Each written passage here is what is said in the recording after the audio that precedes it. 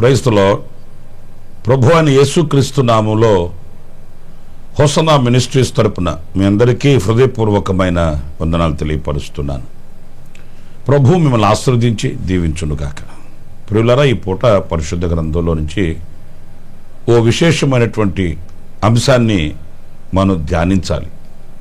ఎందుకంటే ప్రభు రాకడ ఆసన్నమవుతున్న ఈ దినాలలో మనం ఆ రాకడకు ఎలా ఆయుధపరచబడాలి అనేది మనం తెలుసుకోవాల్సిన అవసరం ఎంతైనా కూడా ఉంది. ఎందుకంటే మన భక్తి లేకపోతే మనం చేస్తున్నటువంటి ఈ ఆధ్యాత్మికమైనటువంటి జీవితపు అనుభవాలు ఇవన్నీ ఆయన ఆగమనమునందు, ఆయన రాకడ యందు మనము ఆయనను చూడడానికి, ఆయనతో కూడా మనం కొనిపోబడుటకు అనే విషయాన్ని మనం ఎప్పుడు మర్చిపోకూడదు. ఏదో ఈ లోకంలో బ్రతికిన దినములలో ఒక భక్తి మనం చేయాలి కదా అని ఎంపిక చేసుకోలేదు. మనం ఒక నిరీక్షణ గలవారమై విశ్వాసాన్ని చేతపట్టుకొని మనం ముందుకు వెళుతున్నాము. మనకు ఒక శుభప్రదమైన నిరీక్షణ ఉంది. ఆయన వస్తాడు, ఆయన ఉండు చోటున మనల్ని ఉంచుకోవడానికి మనల్ని తీసుకుని వెళతాడు అనే ఒక శుభప్రదమైన నిరీక్షణ మనకు ఉంది. అన్నప్పుడు ఆయన ఆగమనమునకు మనం సిద్ధపడాలి, కనురెప్పపాటులో రూపాంతరం చెందాలి అన్నప్పుడు మనం ఒక సంఘముగా సమకూర్చబడిన వారం కావాలి. ఎందుకంటే ఈ సంఘము కొరకే ఆయన ఈ లోకానికి దిగి వచ్చాడనే సంగతిని మనం ఎప్పుడు తలపోసుకోవాలి. అన్నప్పుడు అసలు ఈ సంఘము అంటే ఏంటి? ఏదో ఒక భవంతి కట్టుకొని అందులో ఆరాధించడమా, లేకపోతే ఆర్భాటాలతోనూ హంగులతోనూ రూపుదిద్దుకొని మాది ఈ సంఘం అని చెప్పుకోవడానికేనా?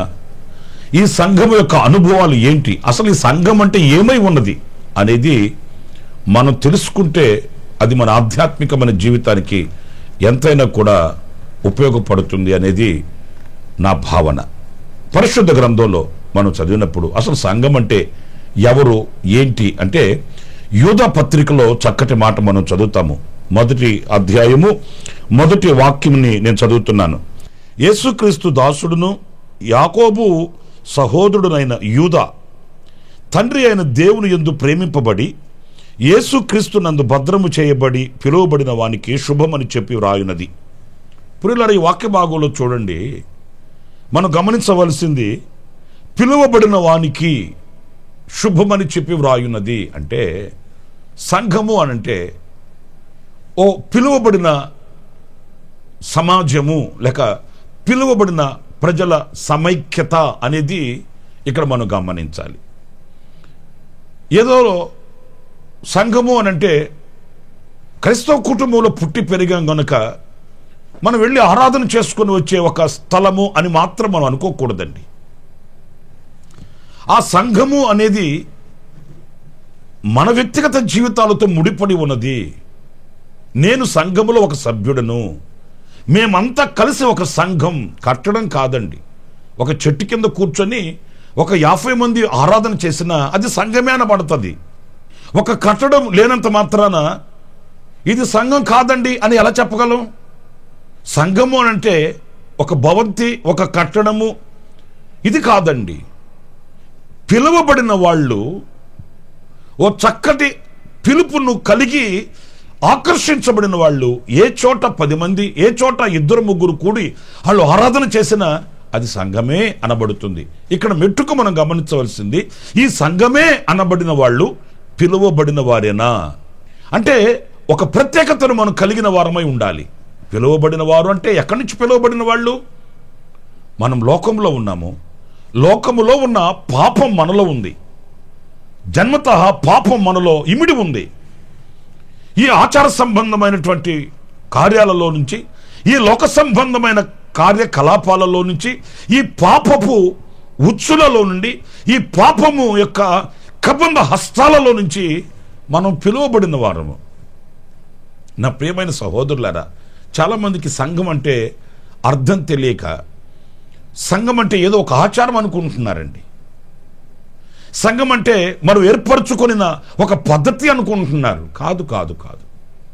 ఎవరైతే ఆ ఉన్నతమైన పిలుపును కలిగి, అంటే దేవుడు వాళ్ళని ఆ పాపములో నుంచి పిలిచినప్పుడు, దేవుడు ఆ ఆచార సంబంధమైన కార్యక్రమాల నుంచి వారిని పిలిచినప్పుడు దాన్ని విడిచి ఎవరైతే ఆయన యొద్దకు వచ్చారో వారు సంఘం.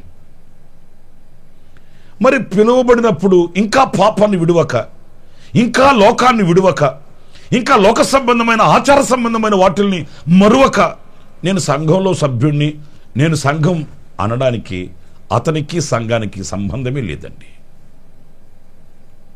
ప్రియులరా, ఈ రోజున మన ఆధ్యాత్మికమైన జీవితం యొక్క స్థానాన్ని మనం గుర్తించాలి. ఇంకా లోకంలో ఉన్నటువంటి వాటిని ధరించుకొని సంఘంలో నేను ఒక వ్యక్తిని అనిపించుకొని మురిసిపోతున్న వాళ్ళు ఎంతమంది లేరు అంటారు? సంఘము అనేది లోకంతో పెనవేసుకొని ఉండదు. సంఘములో లోకం ఉండదు. అసలు సంఘం అంటేనే ఒక ఏర్పరచబడింది కదా, ప్రత్యేకించబడింది కదా. లోకంలో ఉన్న కార్యకలాపాలు మరల సంఘంలో ఉంటే సంఘానికి లోకానికి వ్యత్యాసం ఏంటి? లోకంలో కొన్ని కార్యాలు మనం చూస్తుంటామండి. ఆధిపత్యాలు, అధికారాలు, ఎలక్షన్లు, కలెక్షన్లు. లోకంలో కొన్ని కార్యకలాపాలు ఉంటాయి. ఇది మా కులం, ఇది వీళ్ళ కులం, వీళ్ళు మావాళ్ళు, వీళ్ళు మావాళ్ళు కాదు, ఇలాంటి వ్యత్యాసాలు ఉంటాయి లోకంలో. అవి మరల సంఘంలో పడుచూపే పని అయితే సమాజానికి సంఘానికి ఏంటి వ్యత్యాసం? కాదు. సంఘం అంటేనే పిలువబడినది, ఏర్పరచబడినది, ప్రత్యేకించబడినది. సమాజంలో ఉండే పద్ధతులు వేరు, సంఘంలో ఉండే పద్ధతులు వేరు. సమాజంలో ఉండే వ్యక్తుల వ్యక్తిత్వాలు వేరుగా ఉంటాయి, సంఘంలో ఉన్న వ్యక్తుల యొక్క వ్యక్తిత్వాలు వేరుగా ఉంటాయి. దానికి దీనికి పోల్చడానికి కుదరదు. గనుక సంఘము అనంటే పిలువబడిన వారు అనేది ఈ మొదటి వాక్యంలో మనం గమనించవలసి వస్తుంది. ఇకపోతే క్లుప్తంగా నేను మీకు తెలియపరుస్తాను. రెండవది, సంఘము అనంటే పరిశుద్ధులుగా ఉండుటకు పిలువబడిన వారు అనేది రోమపత్రిక 1వ అధ్యాయం 2వ వాక్యంలో మనం చదువుతాము. ఆ మాటలు కూడా మనం చదివి ఆ మాటల్ని ధ్యానిద్దాము. రోమపత్రిక 1వ అధ్యాయం 2వ వాక్యం చదువుతున్నానండి. దేవుని సువార్త నిమిత్తం ప్రత్యేకింపబడిన వాడునైన పౌలు రోమాలో ఉన్న దేవుని ప్రియులందరికీ, అనగా పరిశుద్ధులుగా ఉండుటకు పిలువబడిన వారందరికీ శుభమని చెప్పి వ్రాయున్నది. ప్రియులారా, ఈ వాక్యంలో మీరు గమనించి ఉంటారని నేను అనుకుంటున్నాను. పరిశుద్ధులుగా ఉండుటకు పిలువబడిన వారు అంటే ఇక్కడ మనం గమనించాలి కదా, మనం ప్రభు రాకడ వరకు ఎలా ఉండాలి అని అంటే ఈ పరిశుద్ధతను కలిగిన వారమై ఉండాలి. ఏదో నేను పిలువబడ్డాను అని ఆ ముద్రను వేయించుకొని మరలా లోకానుసారంగా బ్రతకడం కాదు. నేను పిలువబడ్డాను అని గుర్తింపు పొందుకొని రిజిస్టర్లో పేరు రాయించుకొని, ఇక నాకేంటి రిజిస్టర్లో పేరు నమోదు చేయబడింది, నేను కూడా ముద్ర వేయబడ్డాను, ఇక నాకేంటి అని మనం తిరగడం కాదట. పరిశుద్ధులుగా ఉండుటకు పిలువబడిన వారు అంటే మనం పరిశుద్ధత కలిగిన వారమై ప్రభు రాకడ వరకు మనం వేచి ఉండాలి. అందుకే సంఘము అనేది స్థాపించబడింది. సంఘము అని అంటే పరిశుద్ధులుగా ఉండుటకు పిలువబడిన వాళ్ళు. సంఘంలో మనకేం కలుగుతుంది అంటే పరిశుద్ధత కలుగుతుంది. దేవుని వాక్యము చేత మనం ఉదక స్నానం చేయబడతాము, దేవుని వాక్యము చేత హెచ్చరింపబడతాము, దేవుని వాక్యము చేత శుద్ధీకరించబడతాము, మన మనస్సాక్షిని నిర్మలముగా కాపాడుకోగలుగుతామండి. మరి సంఘానికి మనం ఏ గుర్తింపు వేస్తున్నాము? సంఘాన్ని ఏ ధోరణిలో ఆలోచిస్తున్నాము? సంఘం అంటే ఏమనుకుంటున్నాము? వివాహాలు చేసుకోవడానికి, లేకపోతే మన వివాహ వేదికలు వేసుకోవడానికి, లేదా ఏదైనా మన ఇంట్లో ఘనకార్యాలు శుభకార్యాలు జరిగేటప్పుడు మన ఇంటికి అందరూ కలిసి వచ్చి ఆ కార్యక్రమాన్ని జయప్రదం చేయడానికి వీటి కొరకు వాడుకునే వేదిక కాదు సంఘం. సంఘం అనే ఒక సమైక్యతతో కూడిన ఈ సమూహం పరిశుద్ధులుగా ఉండుటకు పిలువబడిన వాళ్ళు. పరిశుద్ధతయే అక్కడ కాపాడబడకపోతే, పరిశుద్ధతయే మనలో స్థాపించబడకపోతే అది సంఘము అనడానికి తావు లేదు. మనం జాగ్రత్త పడాలి. ప్రియులారా, మనల్ని చీకటిలో నుండి ఆశ్చర్యకరమైన వెలుగులోనికి పిలిచిన దేవుడు వెలుగులోనే ఉంచుతాడు. మరలా చీకటిలోకి మనం వెళ్ళకూడదు కదా. లోకంలో నుంచి మనల్ని ఏర్పరిచి సంఘముగా సమకూర్చాడు. ఎందుకోనంటే ఈ పరిశుద్ధతని అంతం వరకు మనం కాపాడుకోవడానికి. పరిశుద్ధత లేకుండా ఎవడు ప్రభువును చూడలేడు. ఈ పరిశుద్ధతని మనలో మనము పెంపొందింప చేసుకోవాలి, అభివృద్ధి పరుచుకోవాలి. పరిశుద్ధులు సంపూర్ణులుగా మార్చబడినట్లుగా మనలో ఆ ఆధ్యాత్మికమైన వృద్ధి కలగాలి. సంఘాన్ని ఎంత ముద్దుగా పిలుస్తున్నాడు చూడు పరిశుద్ధుడైన పౌలు. మీరు పరిశుద్ధులుగా ఉండుటకు పిలువబడిన వాళ్ళు. ఈ పరిశుద్ధతని అంతం వరకు మీరు కొనసాగించుకోవాలి. పరిశుద్ధతను ఏమాత్రం మీరు విడిచిపెట్టకూడదు, జార విడుచుకోనకూడదని పరిశుద్ధుడైన పౌలు సంఘానికి ఆయన వ్రాస్తున్న మాటల్లో తెలియపరుస్తున్నాడు. మరి ఈ రోజున సంఘానికి మనం ఎందుకు వెళుతున్నామండి? కొంతమందికి దేవుని మందిరంలో వాళ్ళకి గనక వాళ్ళని సరిచేసే వాక్యం గనక వస్తే, దైవజనుడు గనక పరిశుద్ధాత్మ ప్రేరణతో వాళ్ళని సరిచేసే మాటలు గనక మాట్లాడితే కొంతమందికి ఎంత చికాకో. ఏంటండి ఎప్పుడు చూసిన విమర్శనాత్మకంగా చెప్తాడేంటండి ఈయన వాక్యం అంటారండి. విమర్శించడానికి కదా వాక్యం ఉండేది, సరిచేయడానికే కదా వాక్యం ఉండేది, బాగు చేయడానికే కదా వాక్యం ఉండేది. మనలో పరిశుద్ధతని కలిగి ఈ పరిశుద్ధత ప్రభు రాకడ వరకు నిలిచి ఉండడానికే కదా వాక్యం ఉండేది. బట్టలు ఉతకడానికి తీసుకుని వెళ్ళి ఆ మురికంతా పోయేంత వరకు మనం జాడిస్తామా, ఉతుకుతామా, లేకపోతే ఊరికే నీళ్ళలో ముంచి తీసుకుని వచ్చేస్తామా? ఆ వస్త్రానికి ఉన్న మురికి పోవాలి కదా, ఆ వస్త్రానికి పట్టి ఉన్న ఆ మురికి విడిచిపెట్టాలి కదా. ఏం చేస్తాం? సోపేసి రుద్దుతాం. మరి మన హృదయాన్ని కూడా దేవుని వాక్యం చేత మనం సరిచేసుకోవడానికి సమ్మతించాలి కదా. విసుగు పడితే ఎలాగా? కసురుకుంటే ఎలాగా? చికాకు పడితే ఎలాగండి? ఒక వైద్యుని దగ్గరికి వెళతాము, రోగం బాగు చేసుకోవడానికి వెళతాము, సరదాగా మాట్లాడుకొని రావడానికి వెళ్ళం కదా. మరి దేవుని సన్నిధికి వెళ్ళినప్పుడు ఈ పరిశుద్ధతను కాచుకోవడానికి కావలసిన వర్తమానాన్ని స్వీకరించాలి. దేవుని దాసుని నోట వచ్చే మాట అది దేవుని సంకల్పం అని గ్రహించాలి. శిరస్సు వంచి నమస్కరించినప్పుడే మనం పరిశుద్ధతను కాచుకోగలిగిన వారం అవుతాము. పరిశుద్ధతని స్థాపించుకొని నడిపించబడిన వారం అవుతాము. సౌలు దావీదుని ఇద్దరిని పోల్చుకొని చూడండి.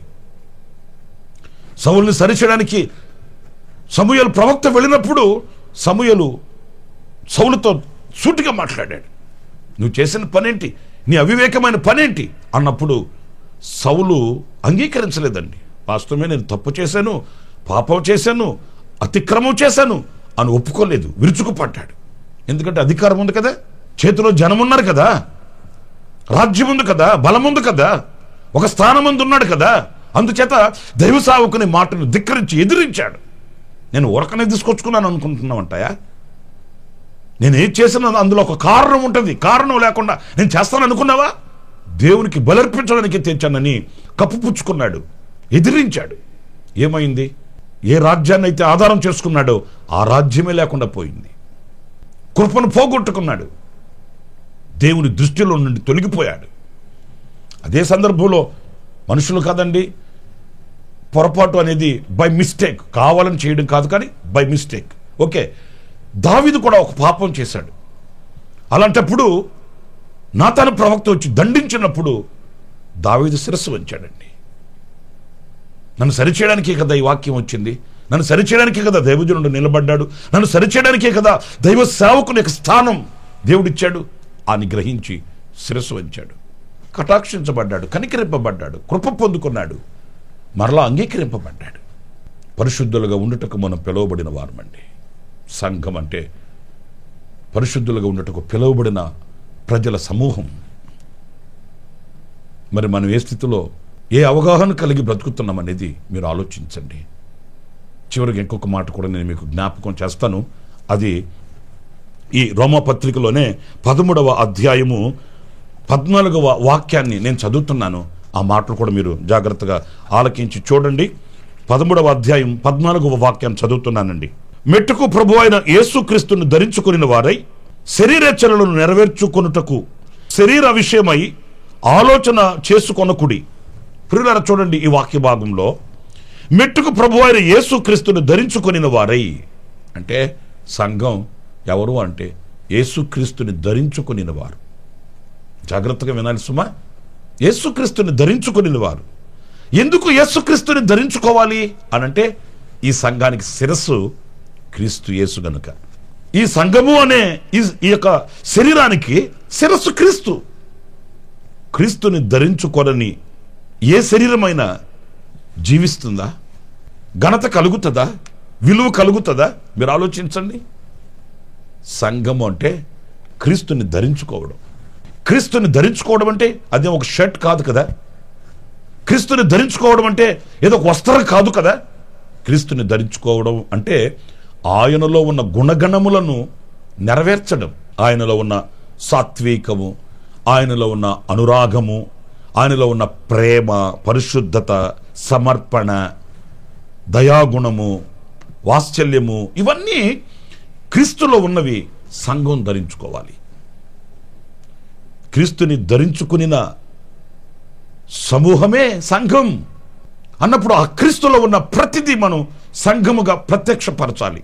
సంఘం ప్రయాసపడాలి, సంఘం ప్రేమించాలి, సంఘం సాత్వికం చూపించాలి, సంఘం క్రీస్తులో ఉన్నటువంటి దయాగుణాన్ని, కనికర స్వభావాన్ని ప్రత్యక్షపరచాలి. సంఘం చాలా విలువైనది, చాలా ఘనమైనది కూడాను. గనుక ఆ క్రీస్తుని ధరించుకుని అనుభవాలు ప్రతి ఒక్కొక్కరిలో కనబడాలండి. ఒక 50 మంది ఒక సంఘము అన్నప్పుడు ఈ 50 మందిలో క్రీస్తుని ధరించుకుని అనుభవాలు కనిపించాలి. ఓ 100 మంది ఉన్నారు అన్నప్పుడు ఈ 100 మంది ఒక సంఘము అన్నప్పుడు ఈ 100 మందిలో క్రీస్తుని ధరించుకుని క్రీస్తు స్వాభావికమైన గుణగణాలు ప్రత్యక్షం కావాలి. ఏదో కొంతమంది మాత్రమే ఎలా ఉండాలి, కొంతమంది మాత్రమే అలా ఉండవలసిన అవసరం లేదని ఇక్కడ ఆధిపత్యాలకి తావు లేదండి. వీళ్ళు సీనియర్స్ అండి, వాళ్ళు జూనియర్స్ అండి అనేమీ లేదండి. క్రీస్తునందున్న వారందరూ కూడాను ఆయనను ప్రత్యక్షపరచాలి. క్రీస్తుని ధరించుకొనంటే మనలో ఆయన కనబడాలి, మనలో ఆయన ప్రత్యక్షం అవ్వాలి, ఆయన స్వరూపం మన యందు కనబడాలి, ఆయన గుణగణాలు లోకం మనలో చూడగలగాలి. అదే సంఘం. సంఘంలో ఉన్న ప్రతి వ్యక్తి క్రీస్తుకు ఒక ప్రతిరూపం, క్రీస్తుకు ఒక నిదర్శనం. మనం చాలా సందర్భాలలో వాక్యం చెప్పేటప్పుడు యూసుఫ్ని, ఇస్సాకుని క్రీస్తుకు పోల్చి మాట్లాడుతాం. ఎందుకని? ఆయనలో ఉన్న లక్షణాలు వీరిలో కనబడుతున్నాయి గనుక. మరి అదే క్రీస్తునకు సంఘముగా మనల్ని ఎందుకు పోల్చుకోకూడదు? పోల్చుకునే అర్హతకి మనం ఎదగాలి. యూసుఫ్ని క్రీస్తుకి పోలుస్తున్నామంటే క్రీస్తులో ఉన్న ఆ యొక్క గుణాలు, ఆ యొక్క అనుభవాలు యూసుఫ్లో ఉన్నాయి. ఇస్సాకుని ప్రభువుకు పోలుస్తున్నామంటే ప్రభువులో ఉన్న గుణగణాలు ఇస్సాకులో ఉన్నాయి. మరి మనలో ఎందుకు ఉండట్లేదు? మనం వాటిని అపేక్షించట్లేదు, వాటిని కోరుకోవట్లేదు. కనుక నా ప్రియ సహోదరులారా, ప్రభు రాకడ ఆసనమవుతున్న ఈ దినాలలో మనం ఒక సంఘముగా సమకూర్చబడిన వారమై సంఘము యొక్క అనుభవాలను గుర్తెరిగిన వ్యక్తులమై ఉండాలి. 3 విషయాలు నేను మీతో చెప్తూ వచ్చాను. సంఘము అనంటే పిలువబడిన వారు. 2 పరిశుద్ధులుగా ఉండుటకు ఏర్పరచబడిన వాళ్ళు. 3 క్రీస్తుని ధరించుకుని వాళ్ళు. ఈ అనుభవాలలో మనం ఉన్నామా లేదని మనం పరీక్ష చేసుకోవాలి. ఆధ్యాత్మికమైనటువంటి చింతన కలిగి మనం సిద్ధపడాలి. అలాంటి కృప ప్రభు మనందరికీ అనుగ్రహించునుగాక. తలలు వంచండి, చిన్న ప్రార్థన. కృపా సత్య సంపూర్ణుడ, జీవాధిపతి అయిన ప్రభువా, మీకు వందనాలు చెల్లిస్తున్నాను. సంఘము అనగా ఏంటో ఒక 3 విషయాలు మేము ధ్యానిస్తూ వచ్చాము. ఇంకా కూడా మీరు మాకు తెలియపరచండి. మీ సన్నిధిలో మమ్మల్ని సాక్షులుగా ఉంచండి. మీరు మాలో ప్రారంభించిన ఈ కార్యమును నైనా మీరు కొనసాగించమని వేడుకొనుచున్నాను. మేము ఏర్పరచబడిన వారమని, పిలువబడిన వారమని, పరిశుద్ధులుగా ఉండుటకు నియమింపబడిన వారమని, మిమ్మల్ని ధరించుకుని ఉన్నవారమని గుర్తించి నైనా మేము జాగరూకులమై అడుగు వేయడానికి వివేకమును మీరు మాకు అనుగ్రహించి ఈ మాటలు వింటున్న ఒక్కొక్కరిని మీ దయగలిగిన రెక్కల నీడలో దాచి కాచి పెంచి శేషమైన కృప చేత మీరు ఆకడకు సిద్ధపరచమని మమ్మల్ని ఒక్కొక్కరిని మీ చేతికి సమర్పించుకుంటూ, ఎవరైనా బలహీనులై ఉంటే వారిని ముట్టి స్వస్థపరచండి, సమస్యల్లో ఉంటే విడుదల కలుగు చేయండి. నా తండ్రి, వారి ఎడల మీ గొప్ప కార్యములను మీరు ప్రత్యక్షపరచమని ఆశ్చర్యకరమైన మీ హస్తానికి మన ఒక్కొక్కరిని అప్పగించుకుంటూ ఈ అనుదిన కృప అనే పరిచర్యల ద్వారా అనేకుల ఆత్మ సంబంధమైన మేలులు పొందుకోవడానికి సహాయం చేయమని మీ పాద పద్మానికి అప్పగించుకుంటూ యేసు నామములో ప్రార్థించి వేడుకొనుచున్నాను తండ్రి. ఆమెన్. ఆమెన్. ప్రభు మిమ్మల్ని ఆశీర్వదించి దీవించునుగాక. ఈ దినమంత విశేషమైన కృప నా దేవుడు సమృద్ధిగా మీకు అనుగ్రహించుగాక. ఆమెన్. ప్రతి దినము ఈ అనుదిన కృపాను సందేశాల కొరకు ఇంకా మరిన్ని ఆత్మ సంబంధమైన సందేశాల కొరకు ఈ మా యూట్యూబ్ ఛానల్ ని సబ్స్క్రైబ్ చేసుకోండి. Pastor Ramesh ministries.